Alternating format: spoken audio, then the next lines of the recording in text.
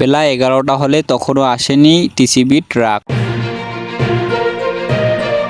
কম দামে চাল, ডাল, তেল বিক্রি হচ্ছে, এমন খবর আগে থেকে মানুষের ভিড়। ট্রাক আসতেছে, ট্রাকের পেছনে জটলা বেঁধে হইচই শুরু করেন ক্রেতারা। এক পর্যায়ে ট্রাকে থাকা পরিবেশক সবাইকে সারিবদ্ধভাবে দাঁড়াতে বলেন। এরপর একে একে করে টাকা দিয়ে চাল, ডাল ও তেল বুঝে নেন ক্রেতারা। বেলা বাড়তেই সারি দীর্ঘ হতে থাকে। গতকাল বৃহস্পতিবার বেলা 11:30টার দিকে চট্টগ্রাম নগরের চৌমুহনীন এলাকায় training corporation of Bangladesh TCB truck sale কার্যক্রমের চিত্র এটি। তবে পরিবেশকরা জানিয়েছেন, গত 21 দিনের চিত্র একই।